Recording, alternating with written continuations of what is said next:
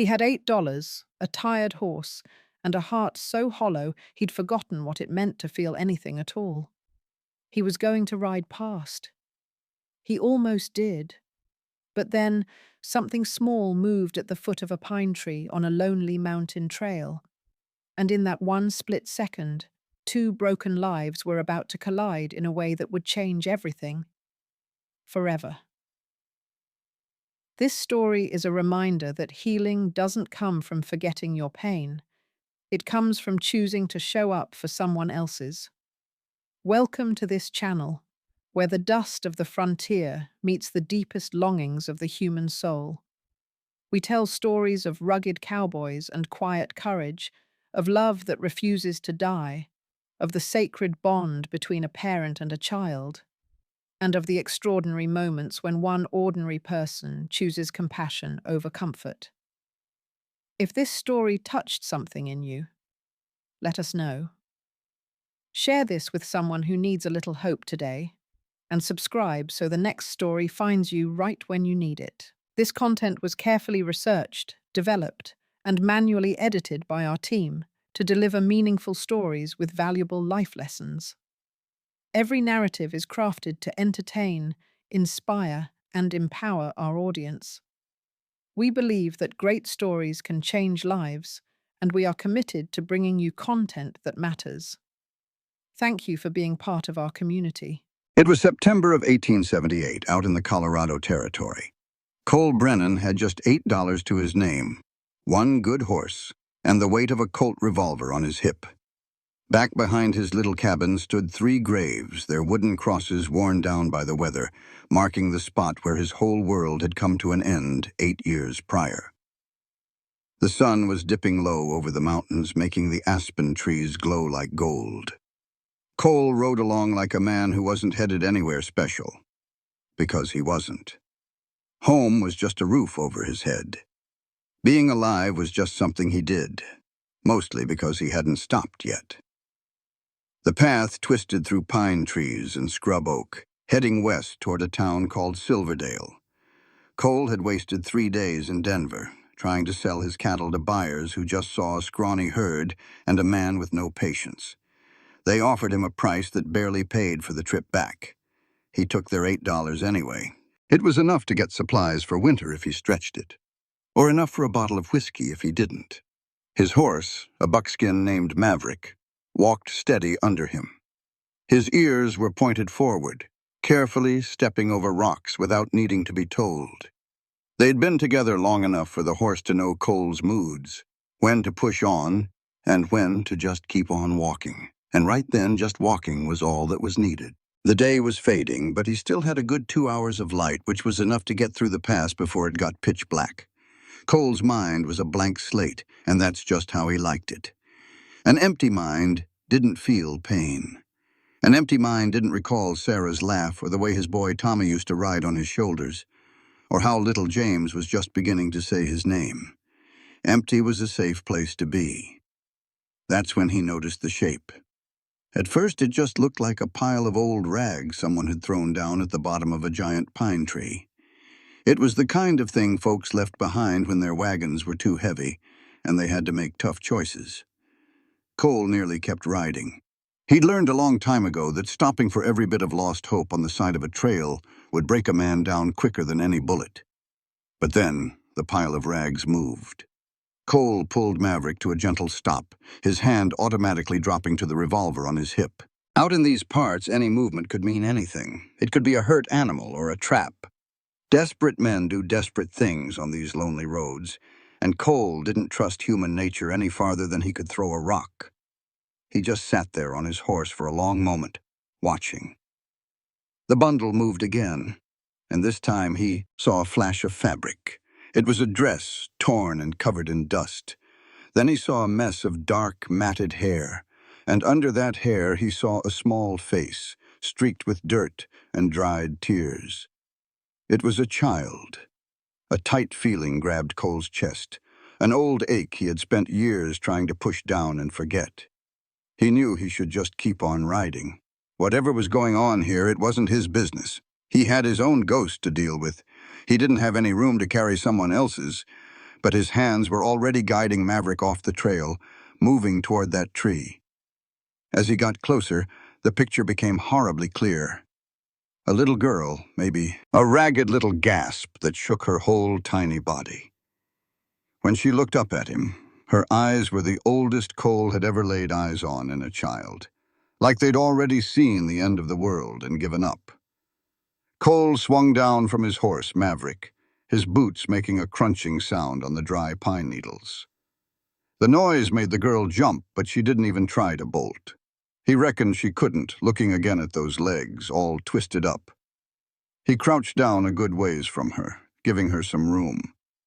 His shadow stretched over her, a small bit of mercy from that mean September sun that just beat down on everything. "You hurt?"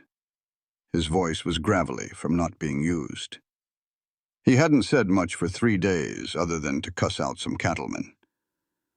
The girl just stared, maybe trying to figure if he was real or just another trick of the heat. Her lips parted, but nothing came out. She licked them and tried again. "My legs," she whispered, her voice like a dry leaf skittering on the ground. "They don't work right. They never have." Cole gave a slow nod. He could see that plain enough. What he couldn't see was why a little thing like her was all alone on this trail, with nightfall coming on and not a sign of a wagon, a campfire, or another living soul. "Where's your people at?" The girl's gaze fell to the ground. Her little dusty hands wrung the fabric of her faded dress. The quiet stretched out, the only sound being the wind whispering through the pines and Maverick huffing softly behind him. "Gone," she finally breathed. That one single word was heavier than a whole lifetime of explanation. Cole had heard that word said that way before. He had even used it himself when folks asked about his own family. Gone. Simple as that. Final. A door slamming shut for good. Gone where? Just gone. Her voice got even smaller, almost swallowed by the wind. "They said I was too slow. Pa said I'd probably die anyhow, so it was better to leave me where God could make the call instead of them having to watch it happen." Something deep inside Cole's chest, a place he thought was rusted shut forever, cracked wide open. He had buried his own 2 boys, had stood right over their fresh graves, and sworn he'd never let himself feel that kind of hurt again. He had promised himself he would never care about anything enough to feel a pain that deep. This wasn't his fight. This wasn't his burden to carry. He had $8 to his name, a long winter breathing down his neck, and no business at all taking on somebody else's troubles. He looked down the trail, the one that led west, toward his place. Then he looked back down at the girl, at those ancient eyes and that little sun-scorched face. "What's your name, child?" "Emma Grace Fletcher." She said it real formal, like something she had practiced over and over. Something she was taught to say when a grown-up asked, proper and polite, a good girl no matter what. "And how old are you, Emma Grace Fletcher?" "9, I believe, or I might still be 8. We left Missouri back in the spring, and Ma told me my birthday was in the summer, but I can't rightly remember the day." Cole settled back on his heels, his mind turning things over even though his gut was telling him to ride on. The trail behind him had fresh wagon ruts, dug in deep. A whole wagon train had come through here, probably not more than 6 hours ago, judging by how the dust lay. They were pushing on to the western settlements, chasing after promises of new land and a fresh start, and they'd left this child behind like a broken piece of furniture. "Your ma and pa?" he asked, though he already knew. Emma just nodded, her eyes still fixed on the dirt. "Pa said it wasn't anything personal. Said they had 4 other mouths to feed, and I couldn't keep up when we had to move fast, you know, from Indians or wolves or a bad storm. Ma, she cried some, but she didn't do anything to stop him." Her voice got so quiet he could barely hear it. "She left me a canteen of water and some hardtack.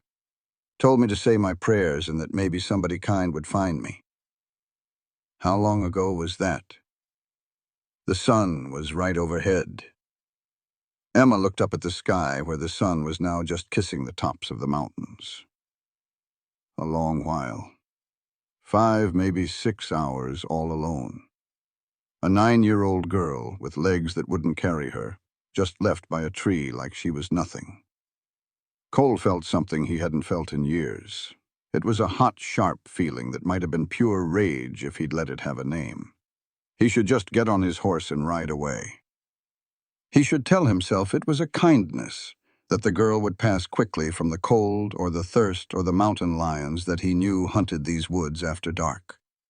It was the way of nature, not his problem.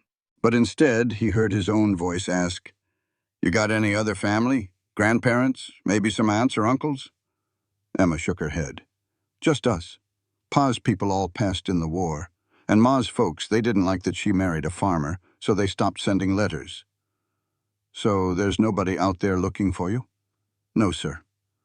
Cole pushed himself up, his knees popping, and walked back to Maverick. He unhooked his canteen from the saddle horn and brought it back to Emma, twisting off the cap. "Just small sips now, your belly is empty. If you drink too fast, it'll just come right back up." Emma took the canteen in her trembling hands and drank like she'd never tasted water before in her life. Cole watched her little throat work. He saw how she made herself stop and take a breath, even though every part of her had to be screaming to just pour it all down. She had self-control, discipline. This little girl had been raised with a firm hand, he could tell that much. Good manners had likely been beat into her. When she handed the canteen back, a little bit of color had come back to her cheeks. It wasn't much, but it was just enough to make him see a resemblance that hit him like a punch in the gut. She didn't really look like his boys. Not at all. But there was something in the set of her jaw, the way she held herself up straight despite being terrified, that reminded him of his Tommy. That same quiet grit, that same refusal to break down and cry, even when crying was the only sensible thing to do. Cole screwed the cap on tight and stared off at the mountain pass up ahead. It was 2 hours to his cabin if he pushed it, 3 if he took it easy. He had a cabin that barely kept, the wind out, a barn with just one stall, 15 head of cattle that he doubted would last the winter, and $8 that had to stretch all the way to spring. He had no room in his life for a crippled girl with nowhere on this earth to go. He didn't have room for anything but trying to stay alive. But when he looked back down at Emma Grace Fletcher, at those old eyes just waiting for him to ride off and leave her like everybody else had, he heard himself say something he never in a million years thought he'd say. "Can you ride a horse?" Emma blinked, and a look of confusion washed over her face. "A horse, sir? Can you sit on a horse if I hold you on there real steady?" "I don't know. I've never tried before." "Well, you're about to find out." Cole moved over beside her and bent down. "All right, I'm going to pick you up now. It's going to hurt when I move your legs. I need you to bite down hard on that feeling and you stay quiet. There's wolves up in these hills and screaming just invites them to dinner. You understand me?" Emma nodded, her little hands already balled up in the fabric of her dress, bracing for the pain. Cole slid one arm under her knees and the other around her back, and then he lifted. She weighed next to nothing, all sharp bones and angles under that thin dress. He felt her whole body go stiff when her legs moved, felt her choke back a cry. But just like she promised, she didn't make a sound.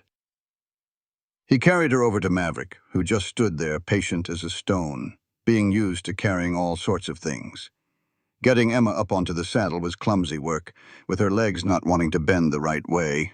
But Cole finally got her settled sideways across the seat, her twisted limbs hanging down on one side.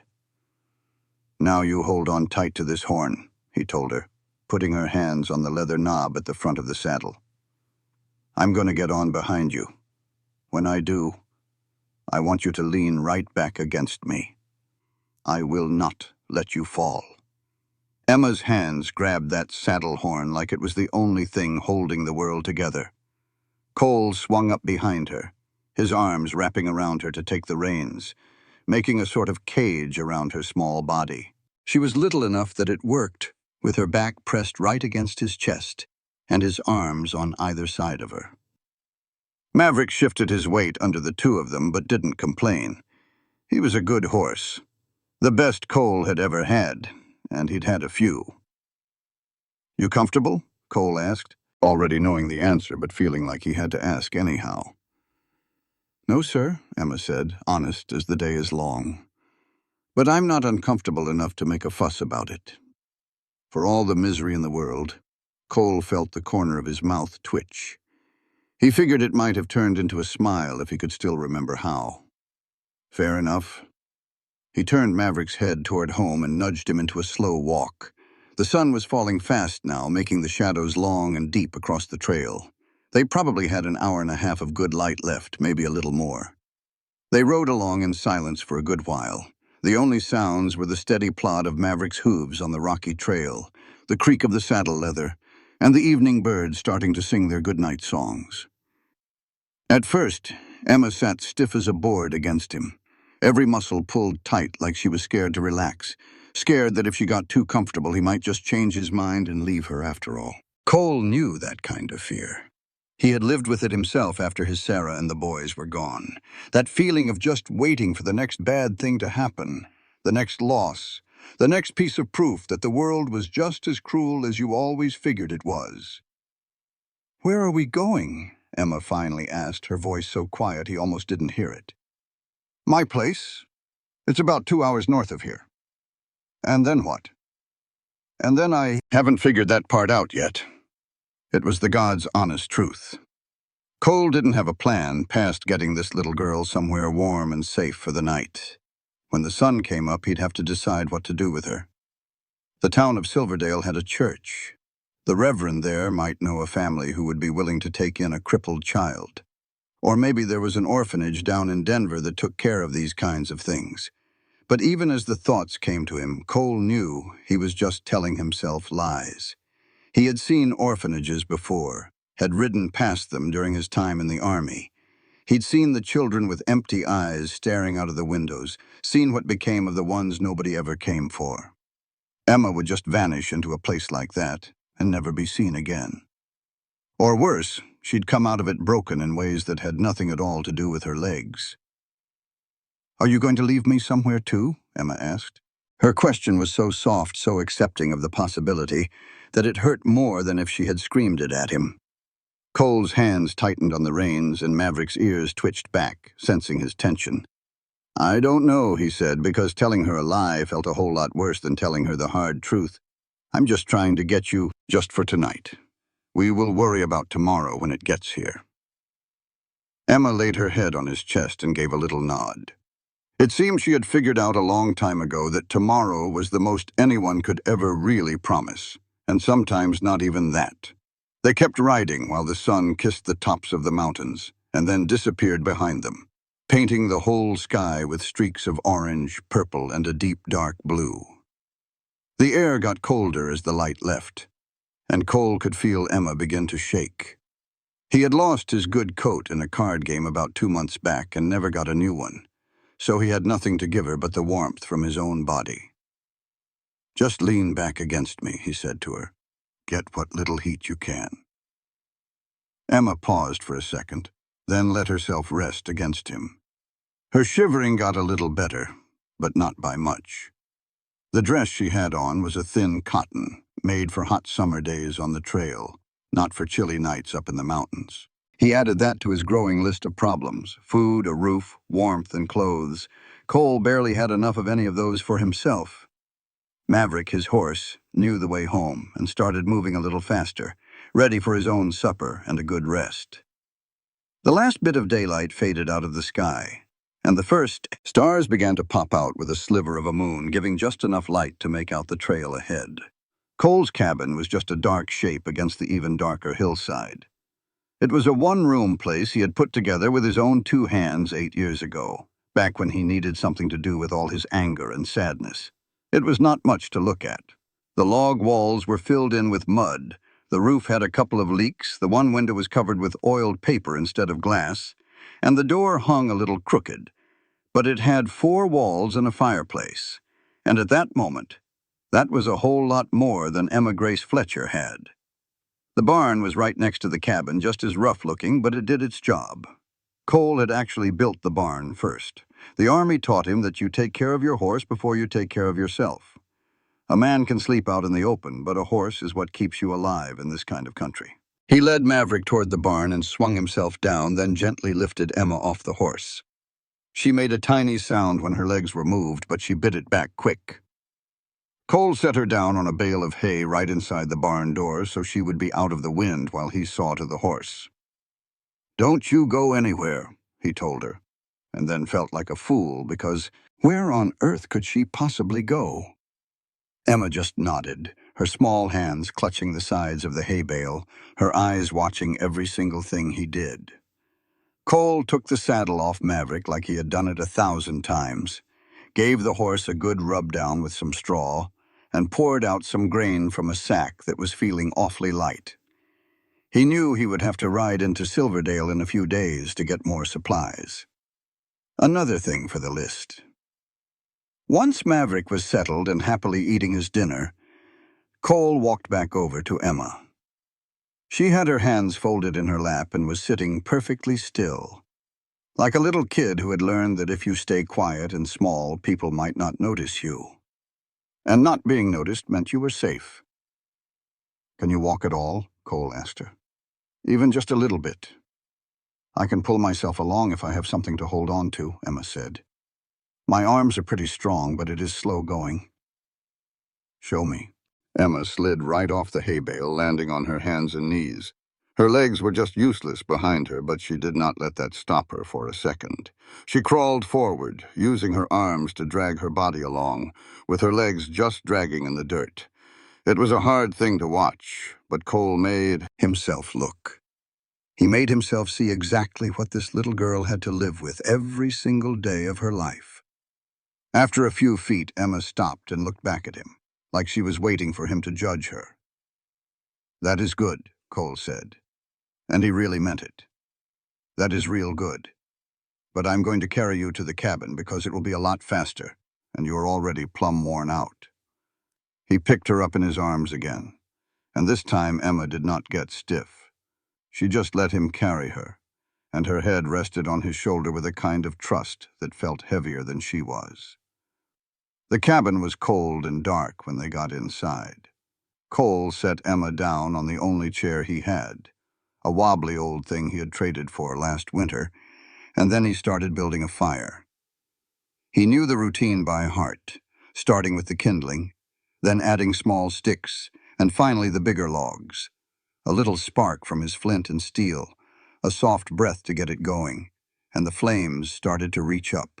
Light and warmth filled the little room, showing just how little Cole owned. There was a rough table he had made from some pine boards, the chair Emma was in, a bedroll in the corner, a couple of tin plates and cups, and a coffee pot. That was about it. There were no pictures, no keepsakes.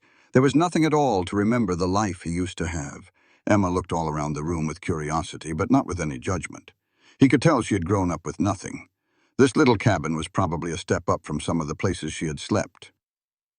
"Are you hungry?" Cole asked, even though he was pretty sure he knew the answer. "Yes, sir." All he had was some beans and a little bit of salt pork. He threw them both into his only pot with some water from the bucket near the door and hung it over the fire. While that was heating up, he found his other blanket, a thin wool one full of holes, and wrapped it around Emma's shoulders. She pulled it around herself tightly and watched him move about the cabin with that same focused look she had given everything since he found her. It was like she was trying to memorize every detail, just in case she needed it later. Just in case this was another place where she would be left behind. "I need to ask you something," Cole said. He sat down on the floor in front of the fireplace since Emma was using his only chair. "This man you mentioned, the one in the black coat, who is he?" Emma's face turned pale, and the firelight made the dark circles under her eyes look even darker. "I saw him 2 times. Once was in Kansas City when we were getting supplies. He was talking to some other men about children, about needing workers for the mines and factories. He said he would pay good money for orphans, or for kids whose families did not want them anymore." Cole's jaw clenched up tight. He had heard about men like that. They called themselves labor contractors, but they were nothing more than slavers. You saw him again? 3 days ago, he rode past our wagon in the middle of the night. Pa talked to him for a real long time.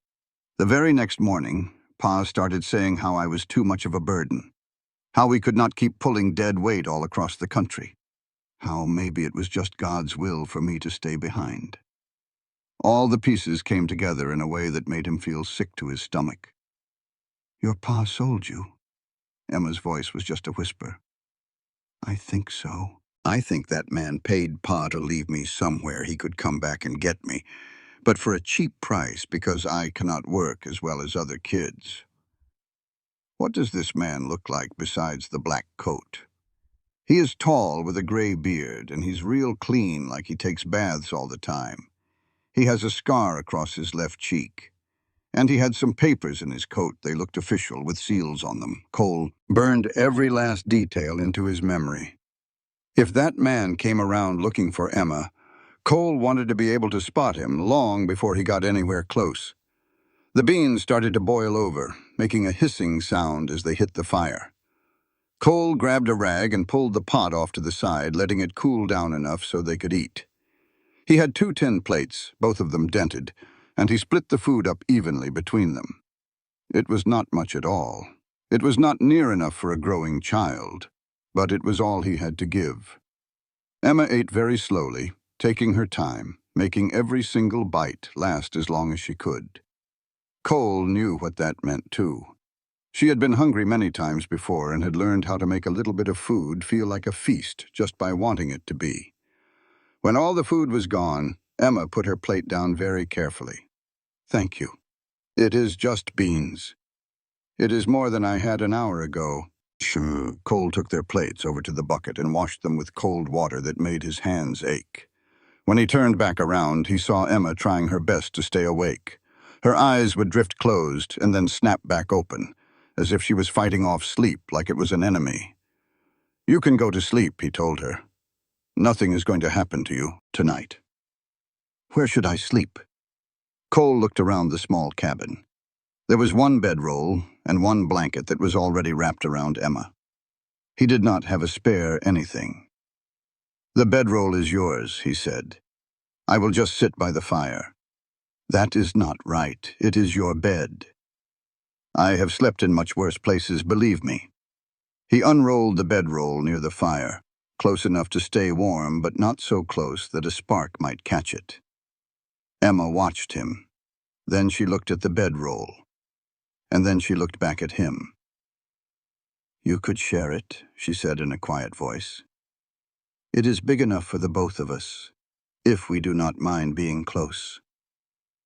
And it is cold. Cole froze for a moment.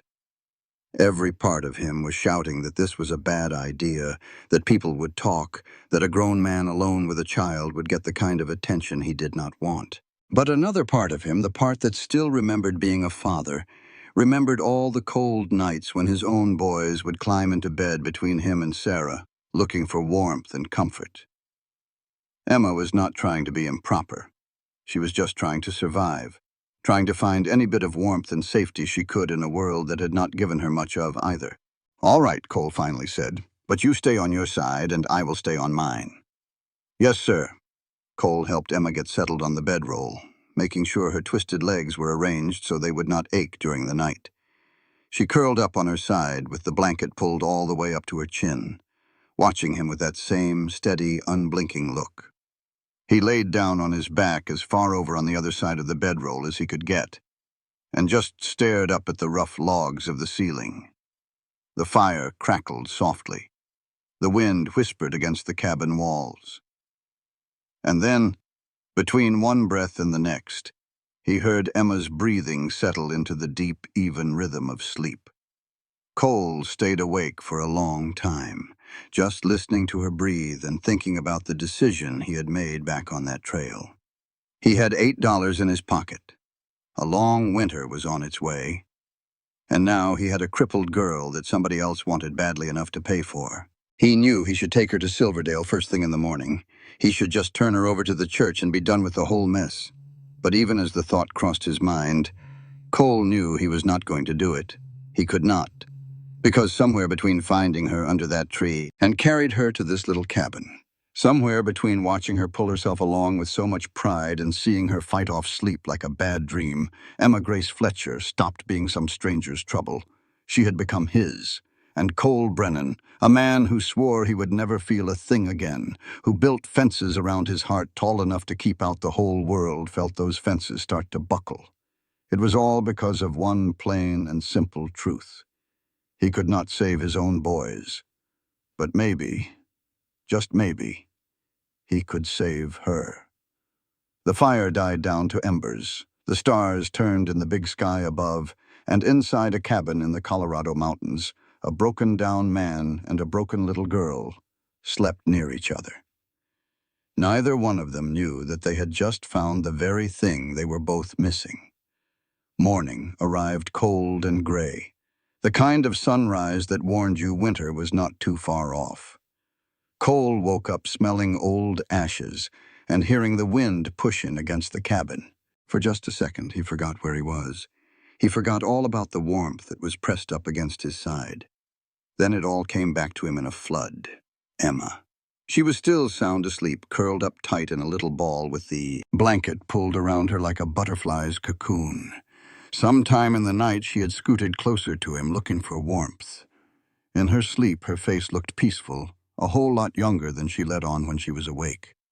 Cole slipped out from under the blanket, real careful, not wanting to disturb her. She deserved every bit of rest she could find. He put some more wood on the fire, getting it to come back to life, then pulled on his boots and walked outside. The whole world was coated in a silvery frost. Every single blade of grass was like a tiny crystal, and every surface shined in the pale morning light. His breath came out in little white clouds. Winter was settling in early this year. He could feel it deep in his bones, and in the way the wind sliced right through his shirt.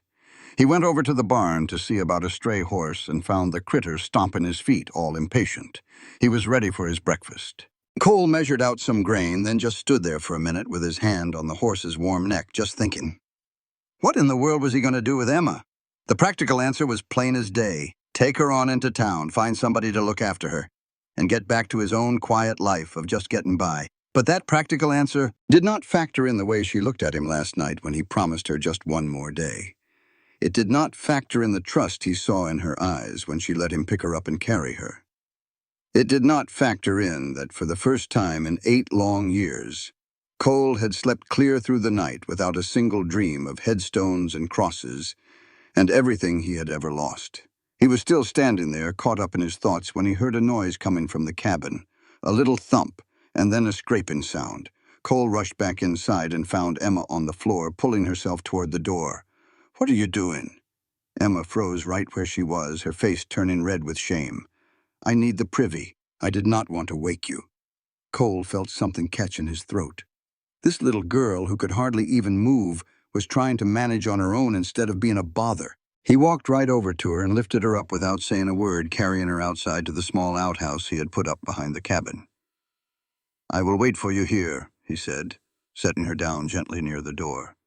"Just call out when you are done." It took her longer than it should have, but Emma managed it. Cole could hear her struggling inside. He could hear the frustration in the way she was breathing, but she never once asked for help.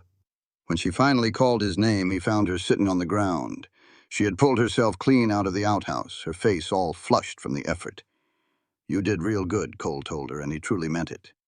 "I am slow. You are determined. There is a big difference." He carried her back into the cabin and sat her down in the chair. The fire was going strong now, pushing the chill right out of the air. Cole put some coffee on to boil and dug out the last of his cornmeal, mixing it with water to make some griddle cakes. Emma watched every single thing he did with that same focused look. "You do not have to feed me. I can get by on less. When was the last time you had a decent meal?" Emma had to think on it. "A week ago, I reckon. Mama made a stew when we set up camp near a creek, and Pa shot a rabbit. A whole week, this child had been slowly starving, and her own kin had just left her behind." Cole flipped the griddle cakes, his jaw set tight. You will eat what I fix for you, and you will not argue about it. Yes, sir. They ate without a word. The only sounds were the crackling of the fire and the scraping of tin plates. Cole watched Emma eat every single bite. He watched the way she savored every last mouthful like it might be her final one, which for all she knew, it very well could be. After breakfast was over, Cole poured himself some coffee and sat down across the table from her. I have to ride into town today. I need to get supplies and figure a few things out. Emma's face went completely blank, like a slate wiped clean. Are you taking me to the church? I do not know yet, because I will understand if you do. You did not ask for any of this. You did not ask for me. Cole set his cup down on the table, a little harder than he intended. You stop that. Stop what? Stop making it so easy for folks to give up on you. Stop acting like you do not matter in this world. Emma's eyes got wide, and then they filled up with tears that she refused to let spill. I am just trying my best not to be a burden. Well, you are already a burden. The only question now is what kind of burden I am willing to carry. The words came out sharper than he wanted, but Emma did not even flinch. Instead, a little flicker of something that looked like hope crossed her face. Hope that maybe, just maybe, he was not fixin' to leave her at the very first chance he got. Cole got up and walked over to the window, looking out at the frost-covered ground. If you stay here even for just a short while, there is going to be talk. The people in town, they are going to wonder, they are going to ask questions. What are you going to tell them? The truth, that I found you out on the trail and brought you back here until we can figure out what to do next. And what if that man comes looking, the one in the black coat? Cole's hand fell to his hip, right where his revolver would be once he strapped it on. Then he will have to get through me first. Emma was quiet for a long moment. Why are you helping me? It was the one question Cole had been dodging since he first picked her up yesterday. Why was he helping her?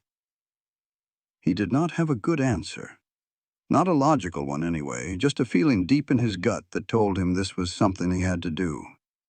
I had sons once, he said at last. Tommy was 7 years old when he passed. James was 4. Their mother, too. An Indian raid while I was away scouting. I came home and found my entire world was gone. I'm so sorry. I spent 8 years telling myself I did not want to care about another living soul ever again. It was easier that way. It was safer. He turned around to look straight at her. Then I found you under that tree. And all those fences I built did not mean a darn thing. Emma's voice was real soft. You do not owe me a thing, maybe not. But I owe it to my boys and to Sarah. They would want me to do better than I have been, and maybe helping you is how I start. A loud knock at the door made them both jump. Cole's hand went to his revolver in one quick, smooth motion. Old habits from the cavalry taken over. Emma pulled back in her chair, looking scared. Cole, it is just Gideon. I saw your smoke.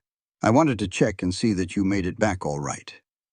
Cole let out a breath and opened the door. Gideon Hart was standing on his porch. He was a man of 60 years with a face weathered by the sun and kind eyes. He had been Cole's neighbor for 5 years, always giving him his space when he needed it, but offering company when he could stand it. Gideon's eyes moved from Cole to Emma and then back again. Well, now, I was not expecting you to have company. I found her up on the trail yesterday. Somebody just left her there to die. Gideon stepped on inside, shutting the door to keep out the cold. He knelt down to get on Emma's level, not crowding her, just making himself seem smaller and less of a threat. What is your name, little one? Emma Grace Fletcher, sir. Well, Miss Emma Grace Fletcher, my name is Gideon Hart. I have a ranch about 2 miles south of here. He looked down at her legs, then back at her face without a hint of pity or shock. He just said, "Looks like you've had a hard time of it." "Yes, sir," she whispered. Gideon got to his feet and looked straight at Cole. "You fixin' to keep her?" "I have not made up my mind." "Well, if you do, she is going to need more than beans and cornmeal. I have got some extra things over at my place. Blankets, too. They were my wife's before she passed on." They have just been packed in a trunk for these past 10 years. Cole felt a tightness in his chest loosen just a little. I would surely appreciate that, Gideon. I will bring them over later this evening. Gideon tipped his hat toward Emma. It is a pleasure to meet you, miss. This fella Cole here is a good man, even if he has forgotten how to act like one. You are in safe hands. After Gideon had gone, Emma looked up at Cole. He seems like a nice man. He is.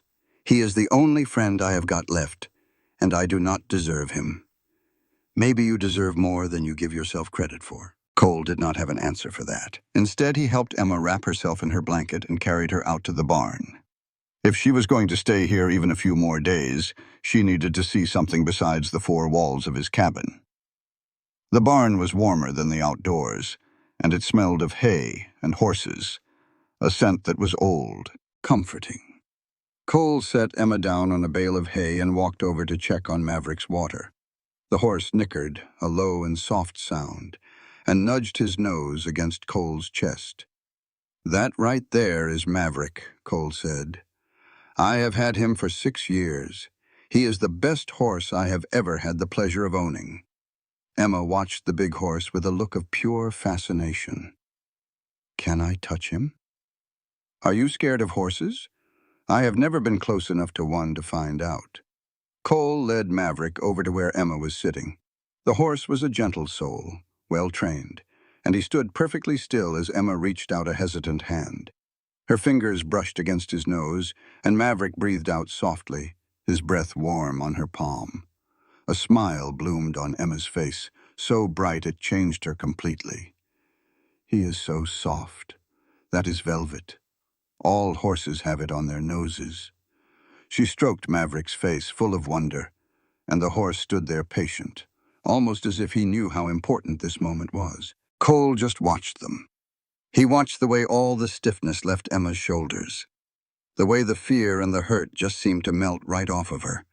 I like horses, Emma said, her voice barely a whisper. Horses are better than people most of the time. Do you have any other animals? 15 head of cattle out in the far pasture.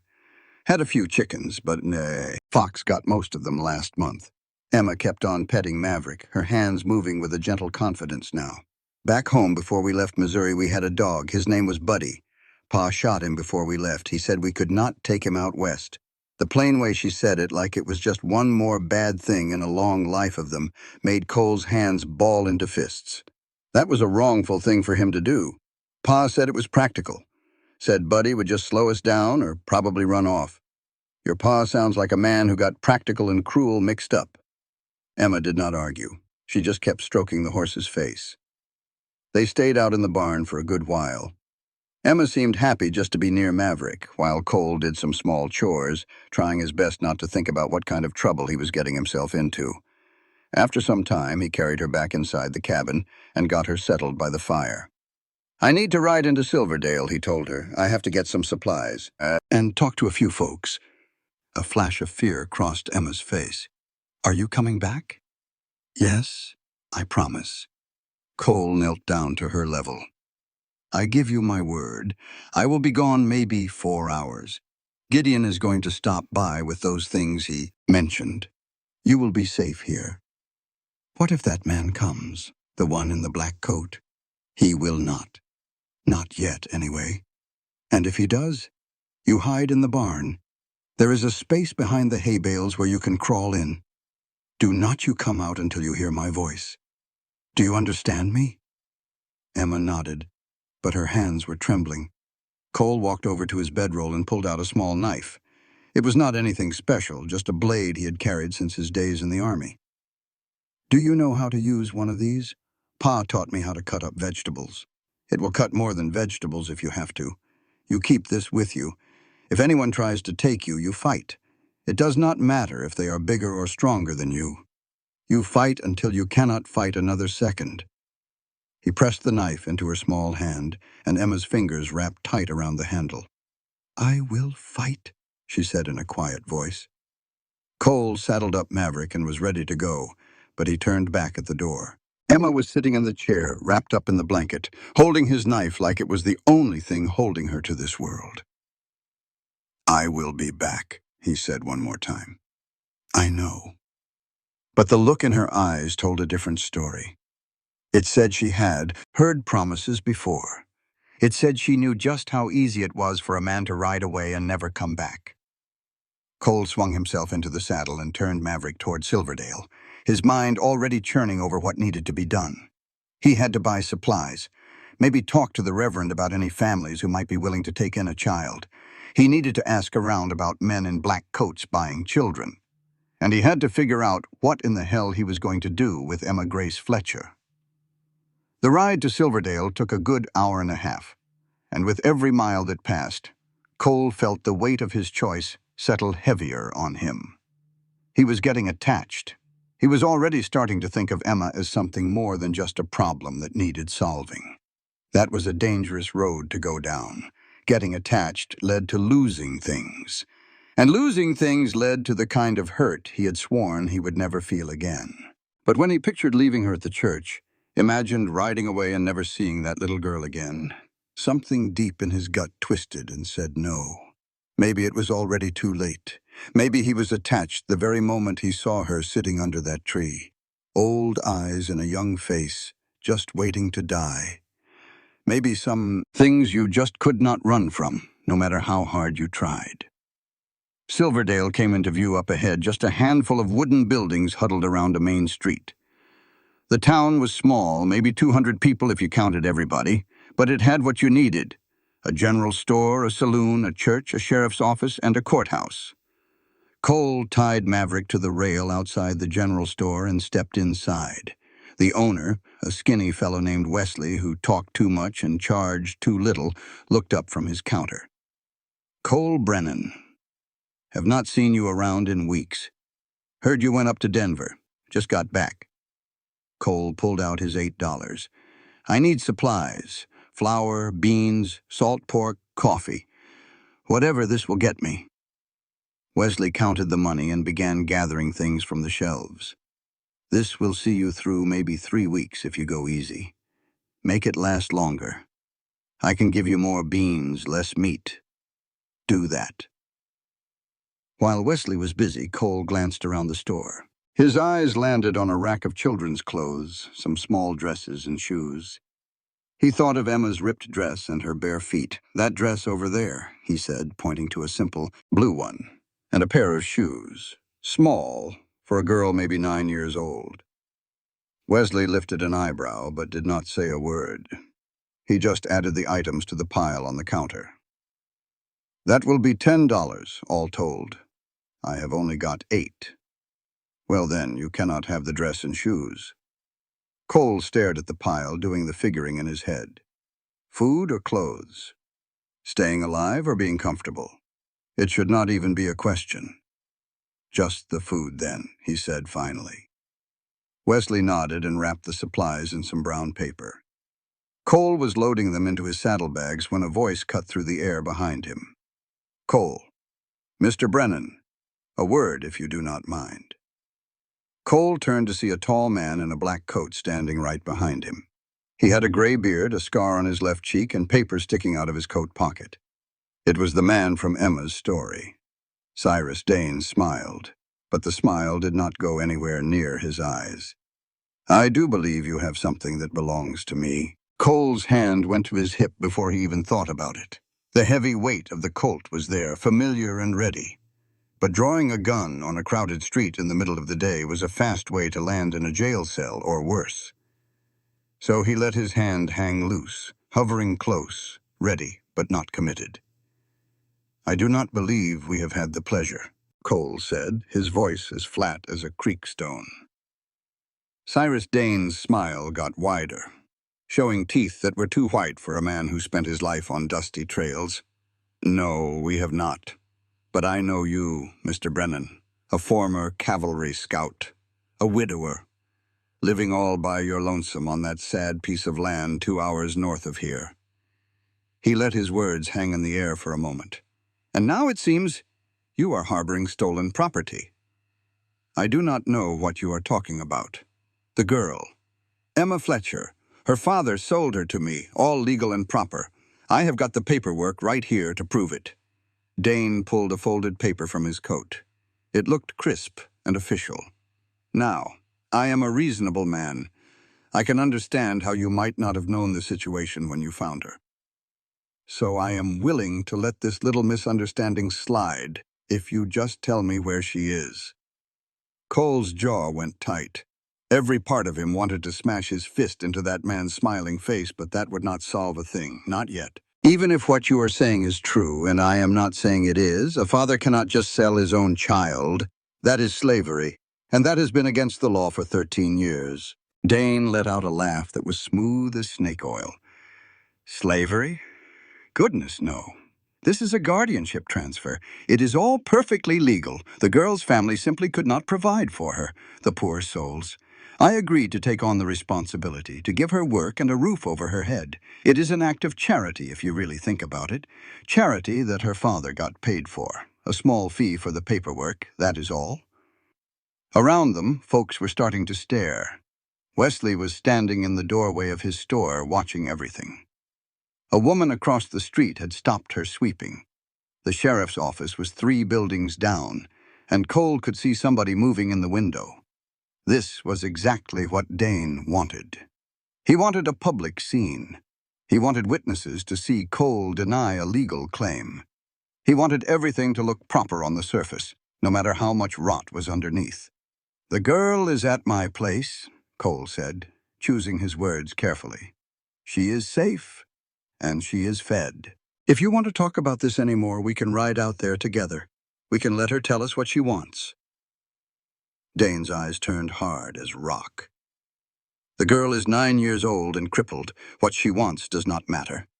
I have legal guardianship. Then you should not have any problem coming to my ranch and proving it. I do not need to prove a single thing to you, Mr. Brennan. I just need you to hand over my property today." That word, property, just hung there in the air like smoke from a pistol. Cole felt a cold knot form in his stomach. This was not going to end with talk. Men like Dane did not back down, not when they thought they had the law on their side, even if that law was bought and paid for. "No," Cole said, plain and simple. Dane's smile disappeared completely. "That is theft. I could have you put under arrest. Then go on and do it. I will tell the sheriff exactly what kind of operation you are running. Child labor. Probably selling children off to the mines and the factories. Maybe he will be mighty interested in seeing those papers of yours." For the first time, a flicker of doubt crossed Dane's face. Then it was gone, replaced by something a whole lot colder. "Sheriff Wade is a good friend of mine, a very good friend. He understands how things are supposed to work in this territory." Of course he did. Cole should have known it all along. A small town, not much law to speak of, and plenty of room for men with money and power to bend things any which way they pleased. "We are done talking," Cole said. He turned his back and went to Maverick, load in the last of his supplies. Dane's hand shot out, grabbing a hold of Cole's shoulder. "We are finished when I decide we are finished." Cole acted purely on instinct.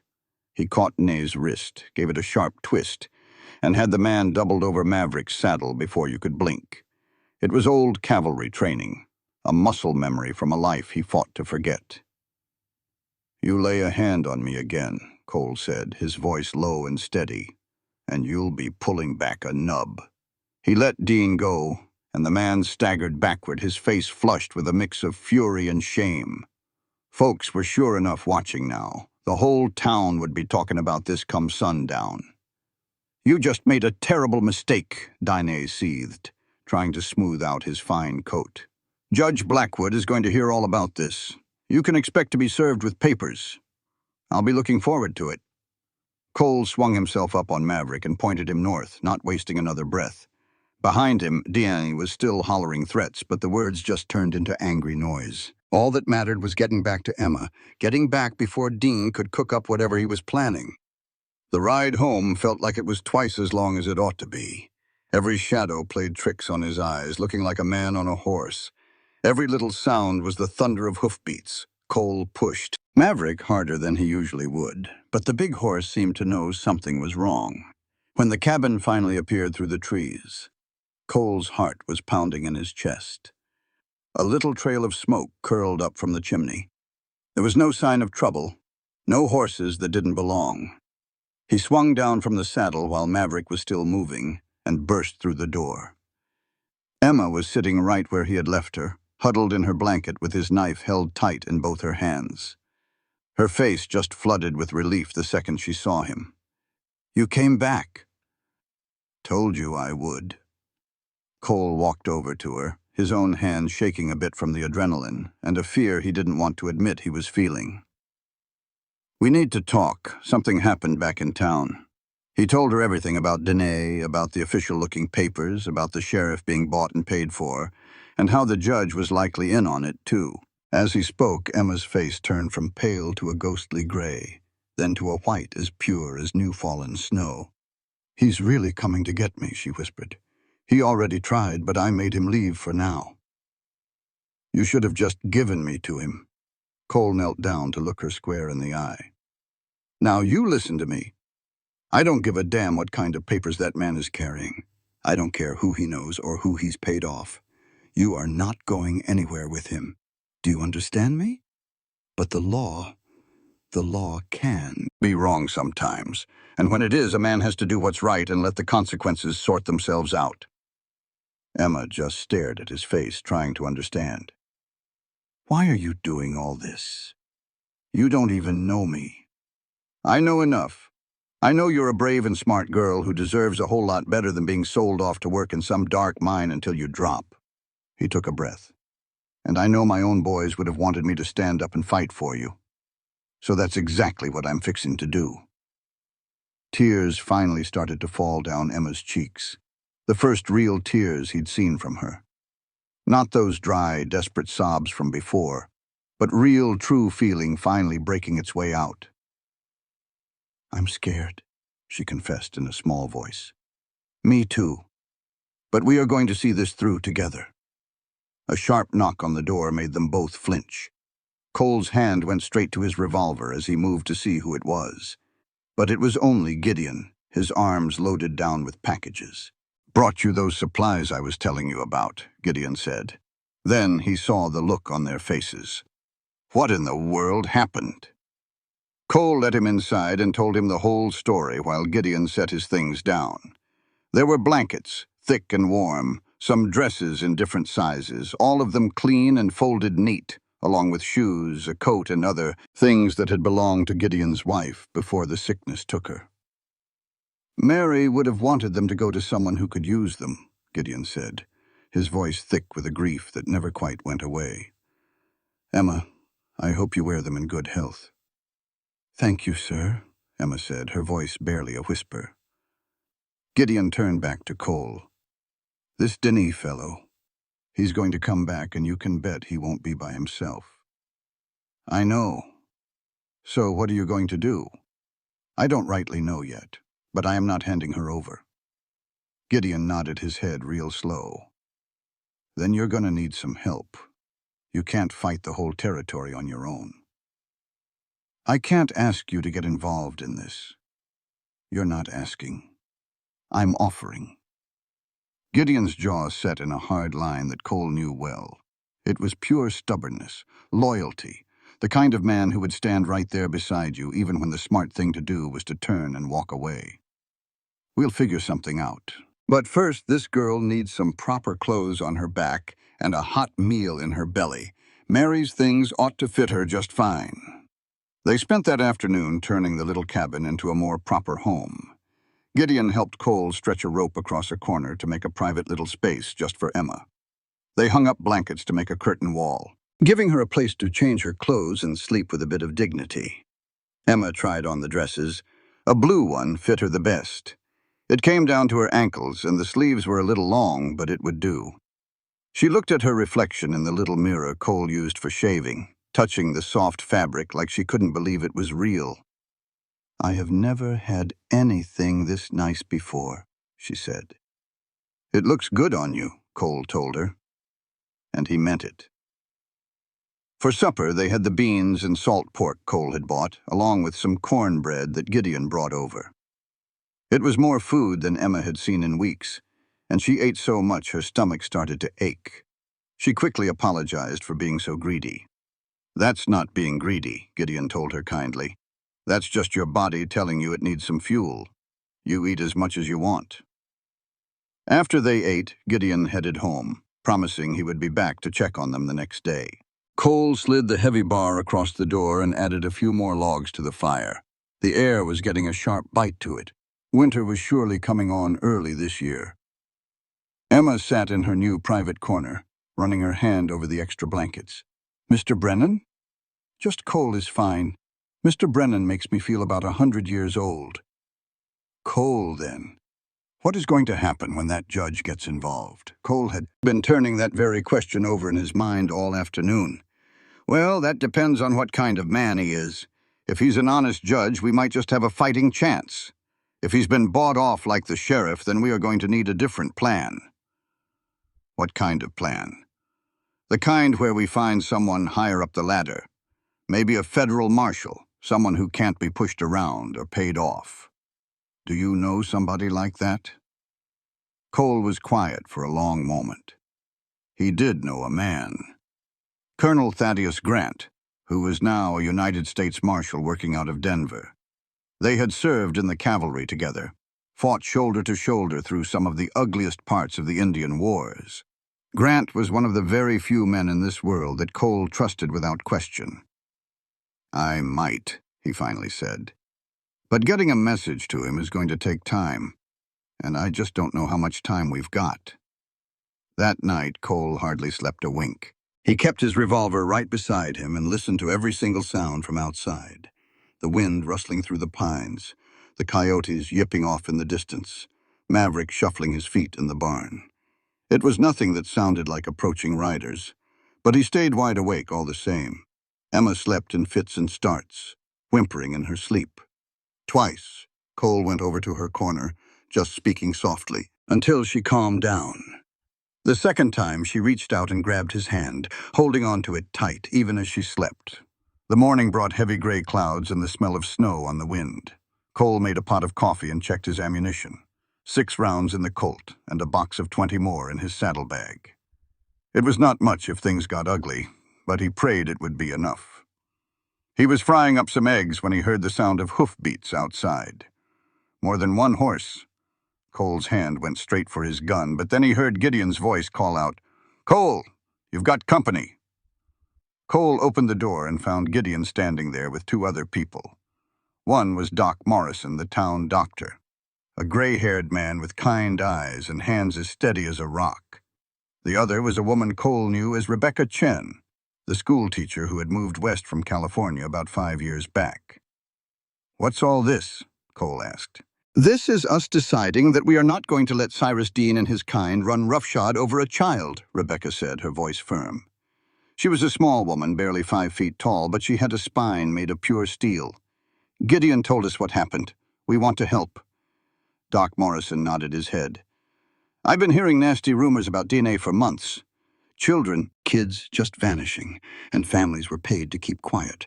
They never had real proof, but if Emma could speak to what she went through, it could be enough to get an official inquiry started."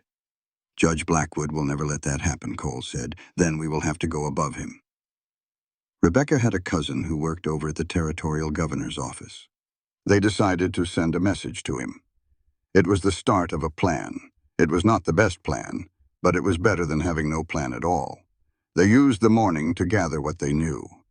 Emma shared her story with Doc Morrison, who wrote down every single detail with the steady hand of a man who knew that words were more powerful than bullets in this kind of fight. Rebecca asked questions, her voice soft but firm. "Where did your people come from? How much money was your father given? What were Dine's exact words to you?" Emma answered every last one, finding more strength with each word she spoke. By lunchtime, they had 3 pages of testimony written by hand. Doc Morrison put his name on it as a witness. Rebecca and Gideon signed it too. "This is a good start," Rebecca said, "but it is not enough. We need other families to be willing to step up. They are going to be afraid." Gideon said, "Most of these people are in a tight spot. That is the whole reason they sold their children to begin with. Then we will help them see they are not in this alone. We will show them that there is power when people band together." Cole just listened as they laid out their plans, feeling both thankful and out of place. He was not accustomed to anyone offering him help. He was not used to being a part of something that was about more than just staying alive. Emma was sitting close by, her eyes wide as she took it all in. "You are all doing this just for me. We are doing this because it is the right thing to do," Rebecca told her. "And because if we allow men like Dine to do their dirty work in the dark, then we are just as bad as the folks who turn a blind eye." They were deep in conversation when the sound of approaching horses broke the quiet again. This time it was not anyone friendly. Sheriff Tom Wade came riding up with 3 of his deputies, and all of them were armed. Trailing right behind them was Cyrus Dane, with a smug and satisfied look on his face. Cole moved to the doorway, placing himself between them and the cabin. Gideon, Doc Morrison, and Rebecca came out and stood with him, forming a scattered line. Wade got off his horse nice and slow. He was a large man, getting soft around the middle, with a face that had seen too much liquor and not enough rest. "Cole Brennan, I need to have a word with you. We can talk just fine from here. This is official business. Judge Blackwood sent me out here with an order from the court." Wade took a piece of paper out of his coat. "This here says I am supposed to take custody of one Emma Grace Fletcher and return her to her legal guardian, Mr. Cyrus Dane." "That order is not worth the paper it is printed on," Rebecca declared. "Emma's father did not have the legal right to sell her. That is for the judge to figure out, not you." Wade's gaze moved across the small group. "Doc, Miss Chen, Gideon, you all need to move aside. This has nothing to do with you." "The hell it does not," Gideon shot back. Wade's hand went down to rest on his gun. "Do not make this any tougher than it has to be." Cole kept his voice calm and even.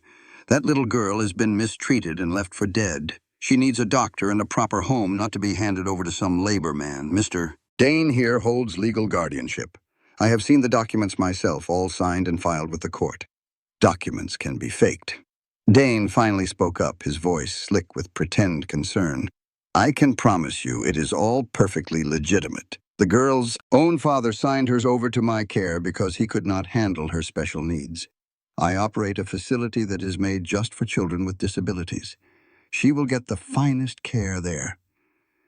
It was a well-crafted lie, smooth from practice. If Cole had not known the truth, he might have been fooled by it. "What facility would that be?" Doc Morrison asked. "I have not heard of any such place in this entire territory. It is a private institution funded by charitable people. In that case, you will not mind if I come by to inspect it." Dane's smile grew tight. "That will not be necessary." "I believe it will be. As a matter of fact, I think we should all take a ride over there right now and have a look at these fine accommodations you're talking about." Wade jumped in. "We are wasting time here. I have a court order. I am taking the girl." "Over my dead body," Cole said, his voice quiet. The words just hung there in the air, 4 guns on one side and Cole's Colt on the other, with Gideon likely armed as well. The odds were not looking good. Wade's face turned hard. "That can be arranged. Sheriff?" Rebecca's voice was sharp and it cut right through the tension. "Before you do something you are going to regret, you ought to know that we have already sent a message to the territorial governor about Mr. Dane's business. We have Emma's testimony, and we are now getting statements from other families. If a single thing happens to this child or to Cole Brennan, you will be answering to federal marshals." It was mostly a bluff. They had written the letter, but it had not been sent just yet. But Wade had no way of knowing that. The sheriff paused, a flicker of doubt crossing his face. He might have been on the payroll, but he was not a fool. A federal investigation would bring a kind of trouble he could not afford. Dane saw him hesitate, and his voice got sharp. "Sheriff Wade, the court order." "I know. I know." Wade shifted his weight from one foot to the other. "Look, Brennan, I am not looking for any trouble. Just give me the girl and we can all go on about our day." "No. Then I will have to place you under arrest for obstruction. You can certainly try." Gideon took a step forward. "Then you will have to arrest every one of us because we are all obstructing." Doc Morrison gave a firm nod. "I will testify that the girl is in need of medical attention before any transfer of custody. Rebecca crossed her arms. "And I will testify about the laws concerning child welfare." Wade looked over at his deputies. They looked right back at him, clearly not liking the spot they were in. Not a single one of them signed up to drag a crippled child away from the people who were trying to keep her safe. The standoff held, feeling like it could last forever. Cole's hand stayed ready above his gun. Wade's fingers tapped a nervous rhythm on his belt. Dane's face got a shade redder with every second that passed. Finally, Wade took a step back. "This is not finished. I will come back with more men and a federal warrant, if that is what it takes." "You do that," Cole said. "And Brennan, you are making some very powerful enemies. Judge Blackwood does not forget things. Neither do I." Wade and his deputies got on their horses. Dane stayed a moment longer, his eyes fixed on Cole, filled with pure hate. "Enjoy your time with her," Dane said in a low voice. "It is running out." They rode off, leaving behind a cloud of dust and an unspoken threat in the air. Rebecca finally let out a long breath she had been holding. "That was close, way too close." Doc Morrison nodded in agreement. "We need to get that letter sent for real now, and we have got to find more families who will testify." "I will start asking around," Gideon said quietly. "If Blackwood catches wind of this, he will shut it all down before we even start." Cole could feel the heaviness of what he had set in motion settling on his shoulders. This was not just about Emma anymore. This was about bringing to light a sickness that ran all the way through the territory. Powerful men do not let go of their power without a fight. Back in the cabin, Emma was huddled up in her blanket, her face pale with fear. She had heard every word through the thin cabin walls. "They are going to take me away," she said. Cole knelt down in front of her. "Not as long as I am here to stop it. But the judge and the sheriff and all of them, how can you fight all of them? The same way you fight anything else, one step at a time, and one day at a time. I do not want you to get hurt because of what happens to me. It is too late for that. I am already in it." He took both of her hands in his. "Emma, there is something I need you to understand. When I found you out there under that tree, I was just going through the motions. Eating, sleeping, breathing, but I was not really living. You changed all that. You reminded me what it feels like to care about someone other than myself and my own pain." Tears rolled down her cheeks. "I am just a burden to you." "You are not a burden. You are a reason. A reason to get out of bed in the morning. A reason to put up a fight. A reason to be the man I was before sadness hollowed me out." Emma wrapped her arms around his neck, crying into his shoulder. Cole just held her, this small, broken child who had somehow started to put him back together again. That night, long after Emma was asleep, Cole sat by the fire writing a letter. His handwriting was clumsy and out of practice, but he pushed himself to get the words down. "Colonel Grant, it has been 8 years. I know you likely figured I was dead, and in many ways I was. But something has happened to bring me back to the land of the living, and I need your help." He laid it all out for him, Emma, Dane, and Blackwood, the corruption and the danger they were in. He finished with a straightforward request. "I am asking you to come, not as a soldier, and not as a marshal, but as my friend. I saved your life once at Adobe Walls. Now I am asking you to help me save hers." He sealed the letter and handed it to Gideon the next morning, so he could mail it from the next town over, where Blackwood's reach did not extend. "How long do you think it will be before he can get here?" Gideon asked. 5 days if he rides fast, 10 if he does not push himself. And in the meantime, we hold our ground." The next 3 days went by in a state of tense waiting. Cole kept Emma by his side, teaching her things to help pass the time, like how to clean a gun, how to read animal tracks, and how to find his way by looking at the stars, skills his own boys never had the chance to learn. Emma took it all in, her mind sharp and eager for new things. She was always asking questions and pushing herself to try, even when her legs made it hard. On the 4th day, she asked if she could see the barn again. She especially wanted to see Maverick. Cole carried her outside and sat her on a bale of hay while he did his chores. Emma watched the big horse, completely fascinated. "Do you think I could ever learn to ride?" she asked. "Your legs do not work like they would need to for regular riding, but there might be another way." Cole gave it some thought. He had seen men wounded in the war ride with special saddles and gear. It could be done. We would probably need special tack, a saddle that could hold you on tight without you needing to use your legs. Could you make one of those? I could. Try. A big smile spread across Emma's face. For real? I can't promise it will do the trick, but I can sure give it a shot. He worked that whole evening drawing up different designs while Emma looked on, chiming in with her own ideas. She was sharper than most grown-ups he knew, able to spot a problem and a solution with a crystal-clear eye. They were talking about how to fix up the stirrups when they heard the sound of horse hooves outside. Cole's hand went straight for his pistol, but then a voice he knew called out, "Cole Brennan, are you in there?" Cole swung the door open and found a man in a dark coat, a silver star pinned to his chest. He was a tall man with wide shoulders, his dark hair shot through with gray, and eyes that looked like they had seen every kind of trouble and came out tougher for it. "Grant," Cole said with a breath of relief. "Got your letter 5 days ago. I rode straight on through, swapped horses twice." Colonel Thaddeus Grant, who was now a U.S. Marshal, stepped into the cabin and his gaze landed on Emma.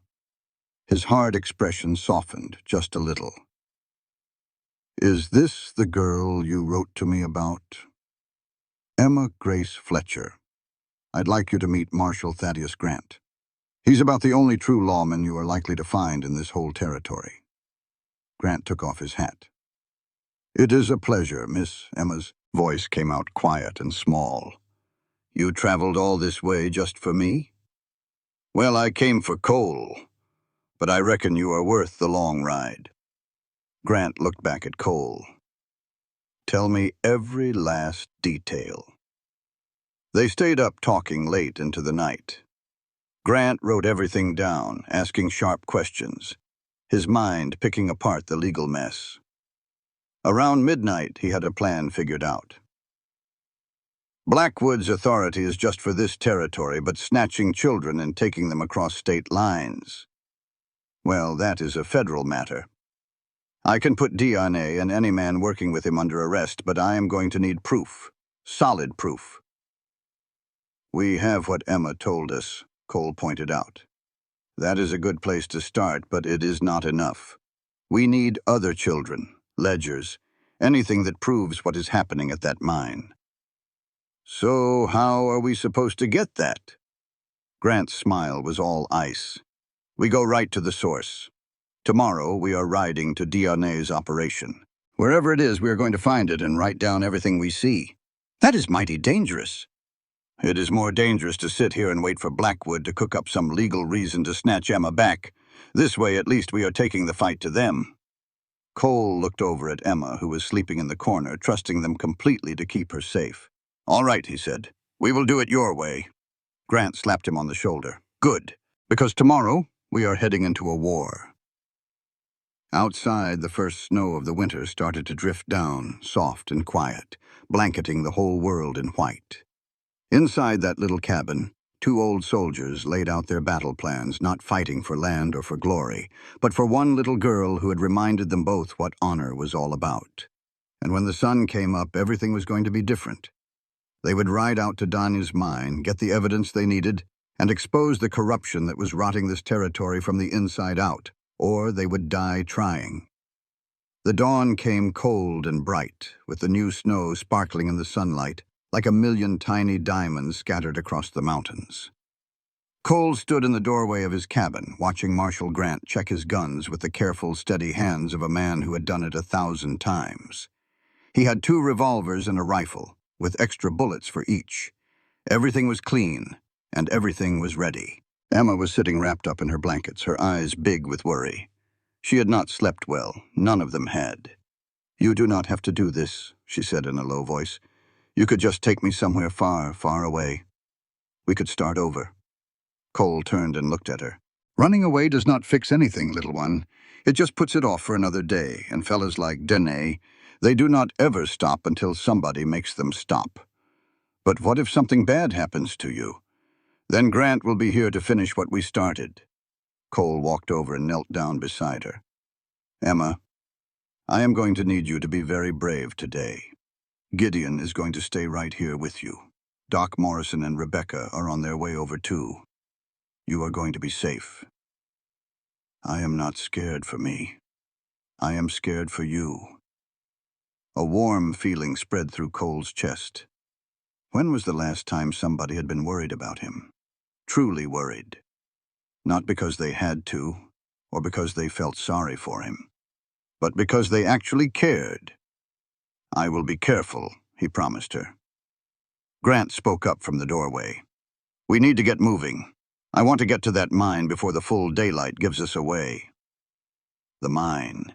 Grant had spent all of yesterday digging for information, talking to miners down at the Silverdale Saloon, chasing down any lead he could find. He had found out Diné's operation was about 20 miles to the east, tucked away in a canyon where the territorial lawmen hardly ever went.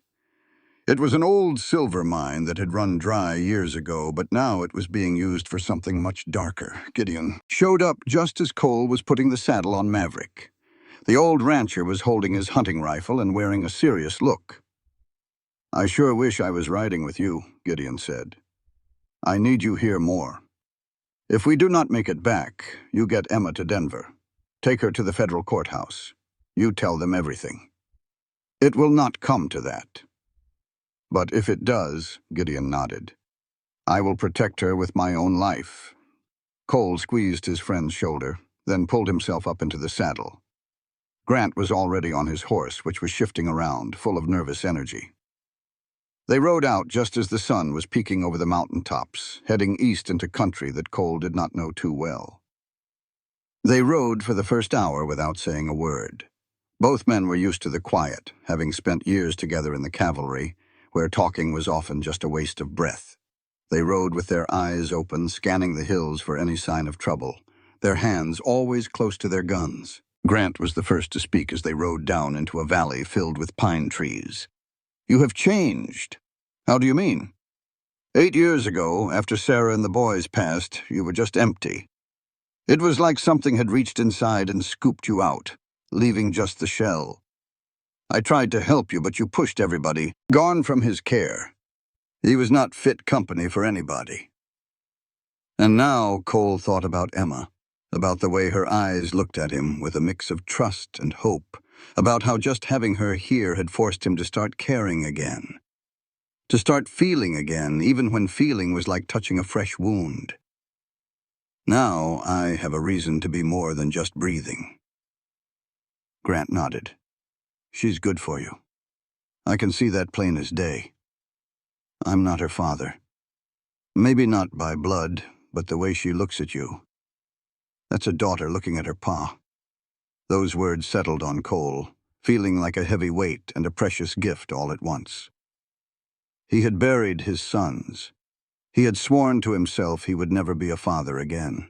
But somewhere between finding Emma shivering under that tree and teaching her how to read animal tracks by the light of the fire, he had become one anyway. A father again. And this time he was not going to fail. They made it to the canyon just as the sun was climbing high in the sky. Grant raised a hand for them to be quiet, and they swung down from their horses, tying them up in a little grove of aspen trees where they would stay hidden. The entrance to the mine was down below them, a dark gash cut into the side of the hill, with a few shabby buildings scattered around it. Smoke was drifting up from a chimney. Voices carried up to them on the wind. Young voices, high-pitched and scared. Children. Cole's jaw clenched up tight. Grant took out a small brass telescope and started scanning the whole area. I can count 8 kids outside, Grant muttered. And I can hear more voices coming from inside that mine shaft. Could be 15, maybe 20 of them in total. All of them working, hauling rocks, sorting through ore. I see 2 grown men guarding them, and there are probably more inside. We can't just go charging in there. No, we need to get documentation first. We need proof. Grant pulled a camera out of his saddlebag. It was one of those new portable types that investigators were starting to use. I'm going to get as close as I can and take some photographs. You cover me. They won't see you. Grant moved like a wisp of smoke, staying low to the ground and silent, using every rock and bush for cover as he worked his way down the hillside. Cole stayed behind, his rifle at the ready, keeping a close eye on the guards. They were lazy and bored, passing a whiskey bottle back and forth between them, not expecting any trouble at all. That was about to change real soon. Grant found a good spot behind a big boulder and started taking pictures. The click of the camera's shutter sounded impossibly loud in Cole's ears, but the guards didn't seem to hear a thing. They were too busy with their drinking. Then one of the children, a boy about 12 years old, looked up. His eyes met Cole's from across the canyon. The boy's face was thin and pale, and his arms were covered in bruises, but his eyes were sharp and smart. The boy's gaze shifted over to Grant, and then back to Cole. A flicker of understanding crossed his face. He knew what was happening. He knew these men were different from the usual folks who came around. Instead of yelling for help or sounding an alarm, the boy deliberately dropped the heavy rock he was carrying. It hit the ground with a loud crash, which made both guards look over at him and away from where Grant was hiding. "You clumsy fool!" one of the guards shouted, walking toward the boy with his hand raised to hit him. The boy took the slap without making a sound, his eyes never leaving Cole's. In that moment, Cole saw the same strength he had seen in Emma, the look of a child who had learned that staying quiet was the only way to survive, a child who learned that hope was a dangerous thing and that grown-ups usually brought more pain than help. But this boy was still hoping. He was still taking a chance that these strangers might actually be different. Grant finished taking his pictures and gave the signal. They backed away slowly and carefully, making their way back to where the horses were waiting. Neither one of them said a word until they were a safe distance away. "That boy," Cole said. "He covered for us. He is a brave kid. They are all brave to last in a place like that." Grant's face was set like stone. "I got what we needed. Photographs that show children being used for forced labor. That is a federal crime. It is enough to arrest DNA and every last person working with him. What about Judge Blackwood? He is the one who said it was all legal. I will handle Blackwood, but first we have to get those kids out of there." They rode back much faster than they had come, pushing their horses hard. A plan was coming together as they rode. Grant would ride to the territorial capital, file the federal charges, and come back with enough men to raid the mine the right way. Cole would stay behind and keep Emma safe until he returned. But as Cole knew all too well from his cavalry days, plans hardly ever survive first contact with the enemy. They were about an hour away from Cole's cabin when they saw the smoke. It was black smoke, thick and greasy, rising up from the very spot where the cabin was supposed to be. Cole's heart just stopped. He kicked Maverick into a dead run, with Grant thundering right behind him.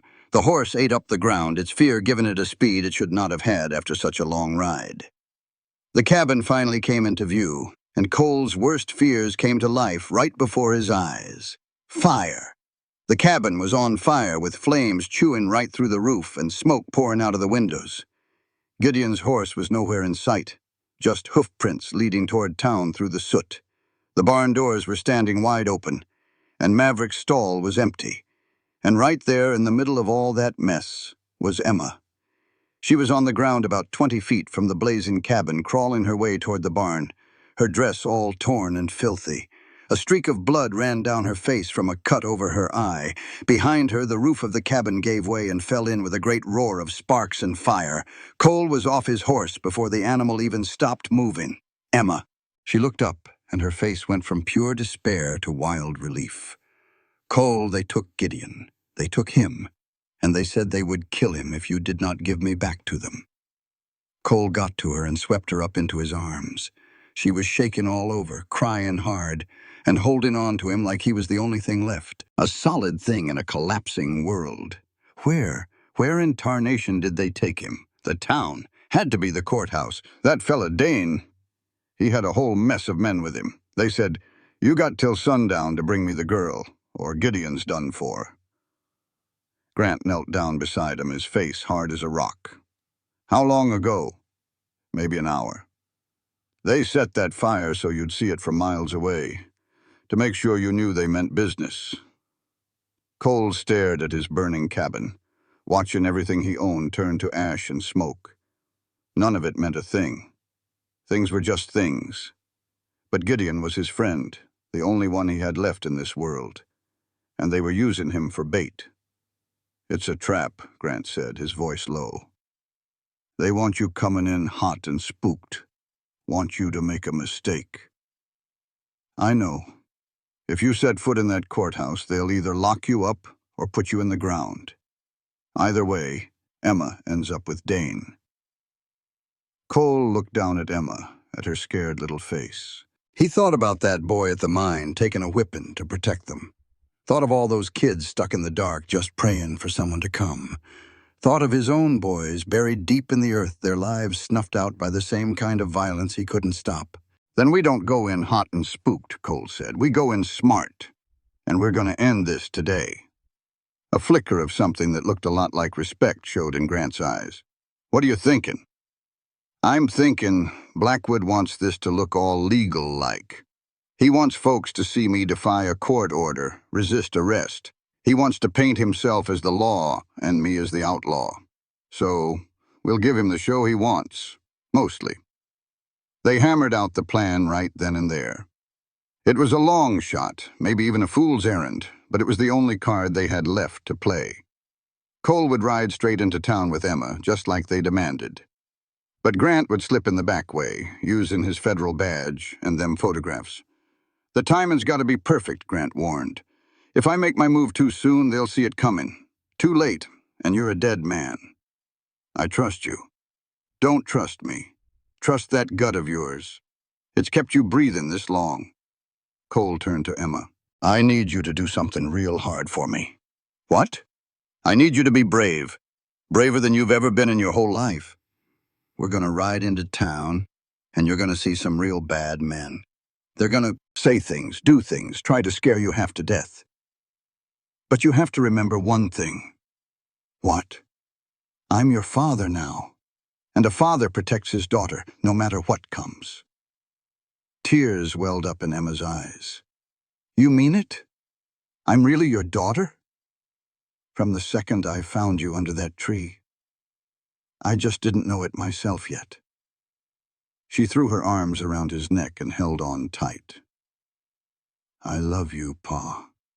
That word, Pa, hit Cole harder than any punch. Not Mr., not Brennan. Pa. "I love you too, Emma Grace, and I promise you, we're going home tonight. Both of us."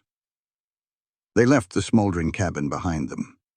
Grant peeled off about a mile out, swinging wide to come in from the east. Cole rode straight on down the main street. He held Emma careful in front of him, her little body pressed right against his chest. Folks stopped in their tracks to stare. The news had already traveled like wildfire. Everybody knew about the threat, the fire, and the showdown that was fixing to happen. The courthouse was at the end of the road, a two-story building that was both the law and the jail.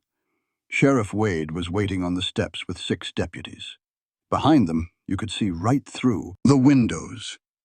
Cole saw Judge Silas Blackwood in his robes, looking for all the world like a righteous man.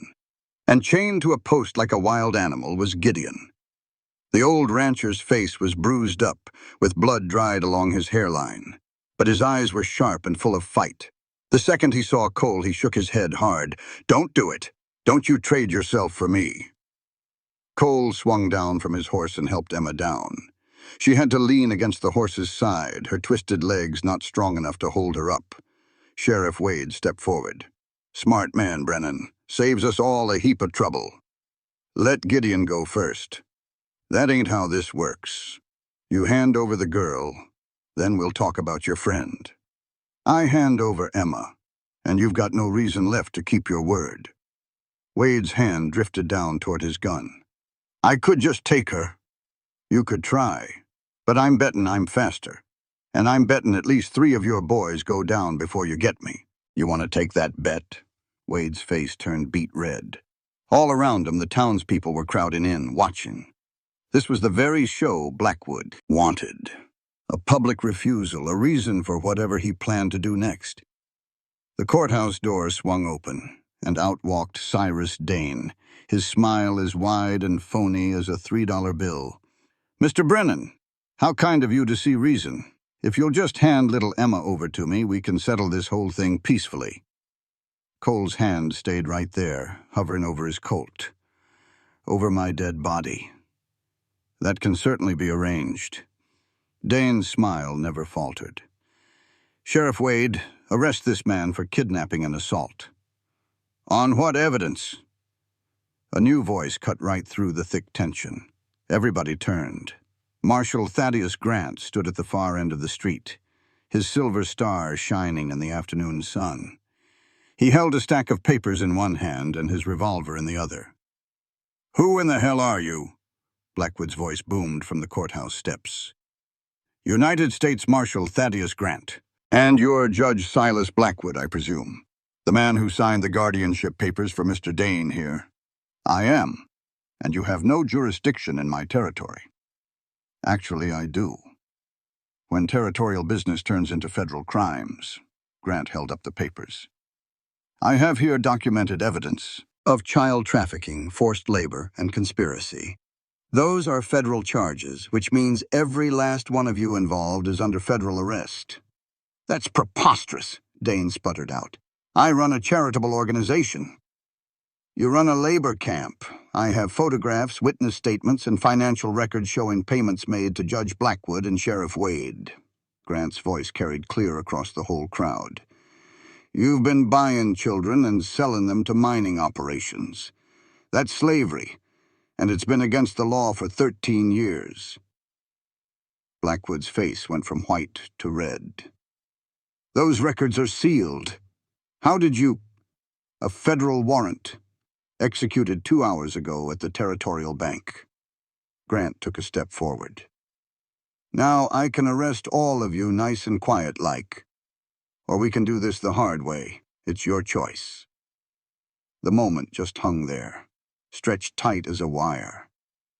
Cole could see Wade's deputies looking at each other, the doubt plain on their faces.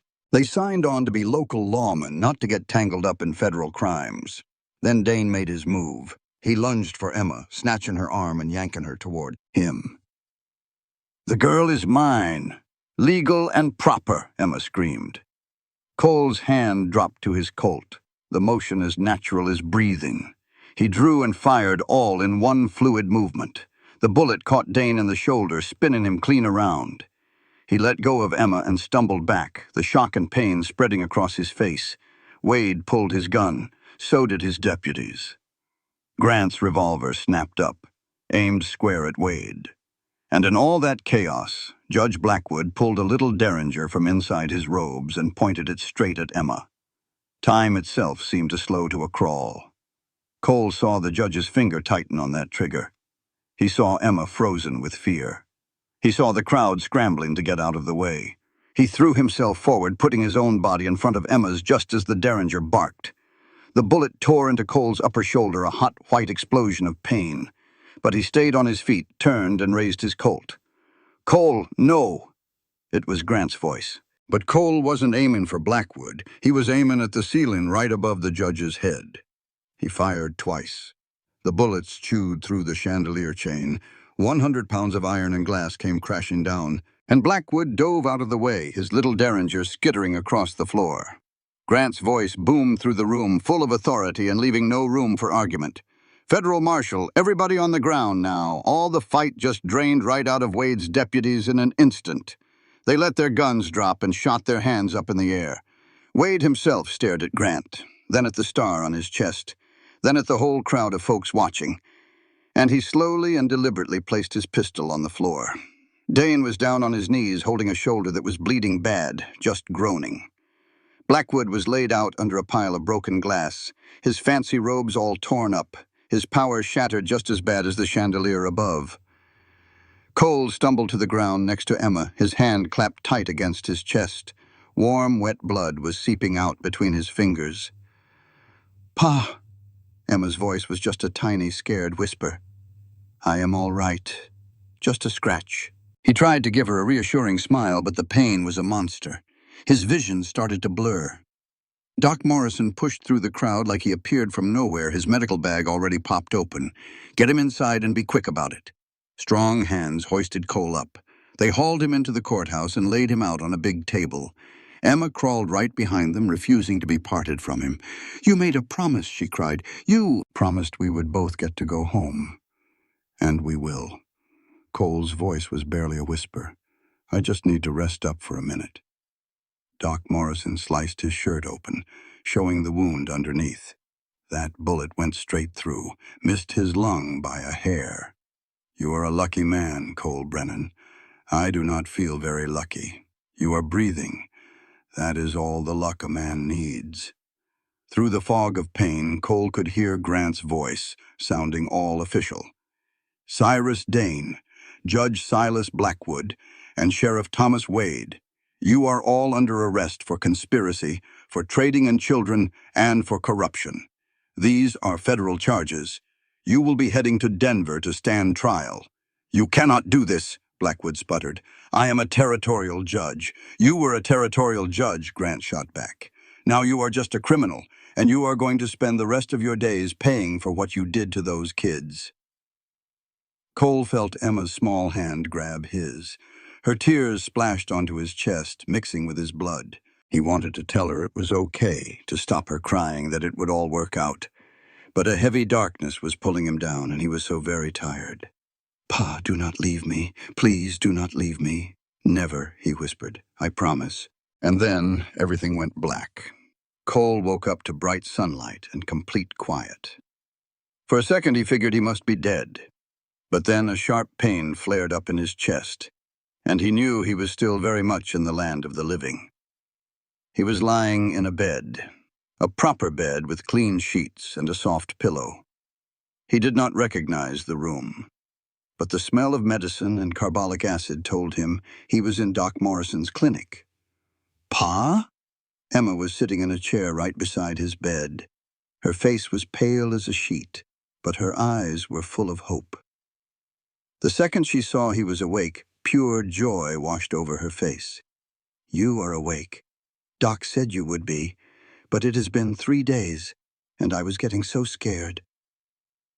3 days. Cole's voice was raspy and his throat was bone dry. Emma helped him take a sip of water from a cup. "You lost an awful lot of blood.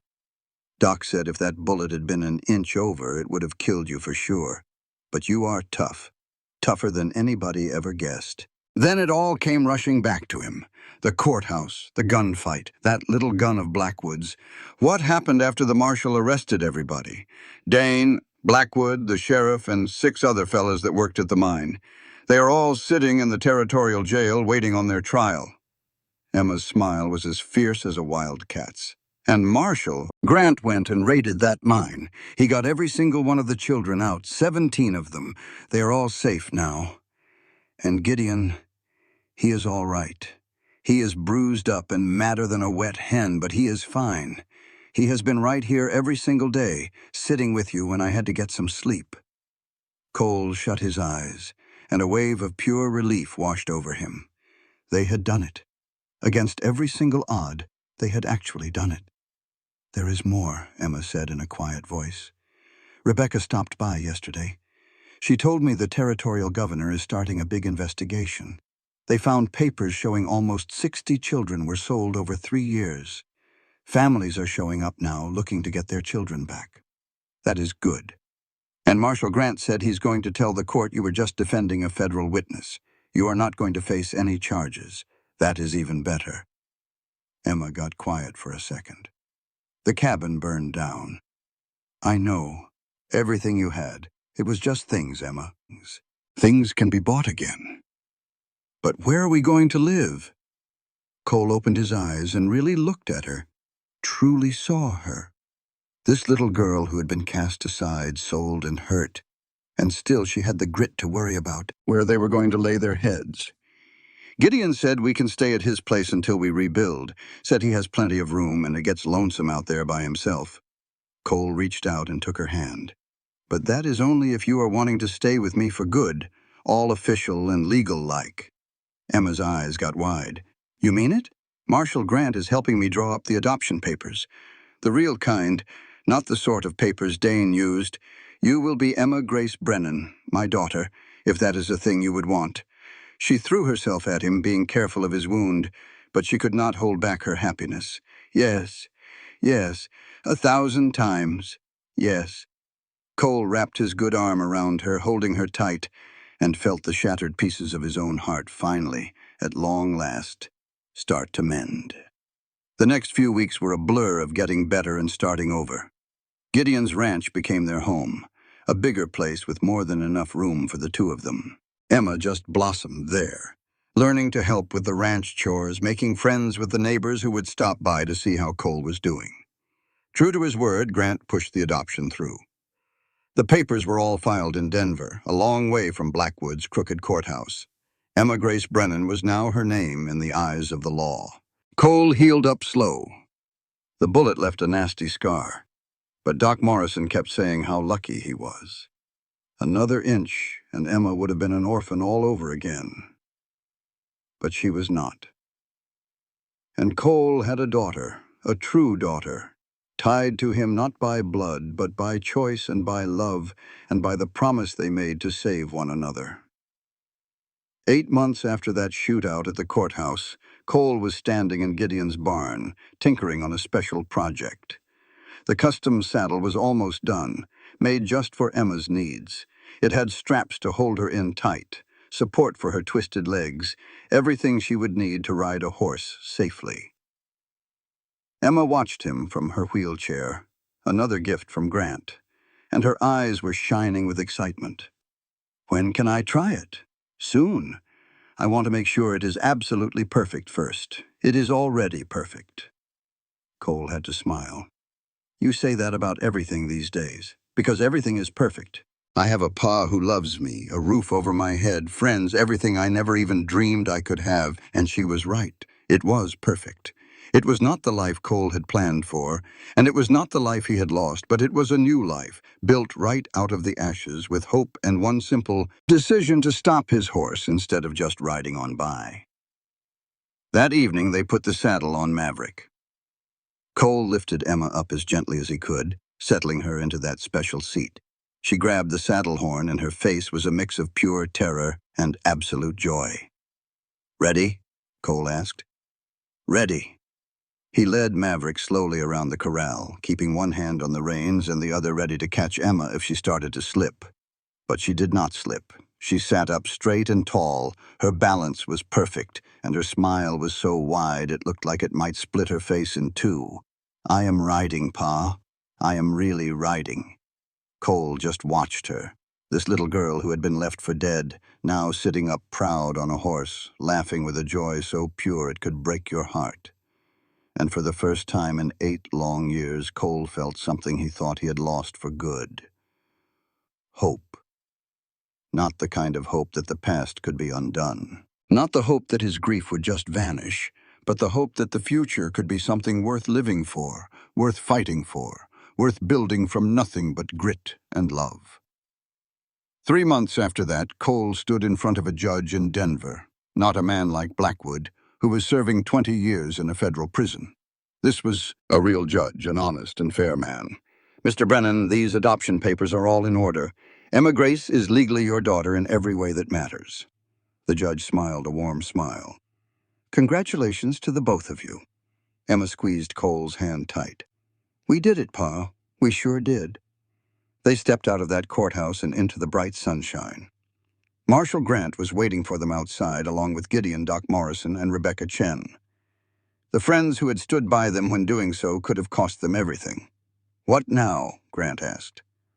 Cole looked down at Emma, at his daughter, at this little miracle who had saved his life by letting him save hers. Now we go home, he said, plain and simple. And that is just what they did.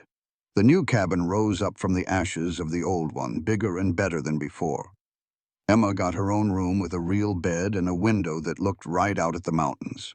Cole worked the ranch, building it all back up, and Emma helped in every way she could. She got good enough at riding to work cattle from horseback, learned to rope and to brand, and to do a dozen other things folks said you needed two good legs for. She proved again and again that her disability was just another thing to get over, not a wall telling her what she could not do.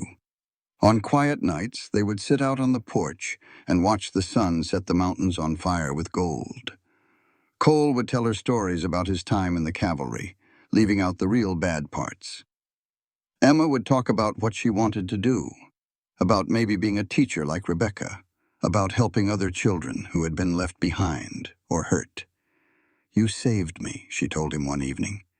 "Now I want to save other people." "You already have," Cole told her. "You saved me first." 1 year after the courthouse shooting, Cole and Emma rode out together to 3 graves behind the cabin. Sarah, Tommy, James. The wooden crosses were worn by the weather, the wood turned gray by the sun and rain. Cole had stayed away from this spot for years, but today it felt right. Today felt like closing a chapter. "I brought someone for y'all to meet," he said to the quiet graves. He helped Emma down from her horse, and she stood there next to him, leaning on her crutch. "This is Emma, my daughter, not by blood, but by choice.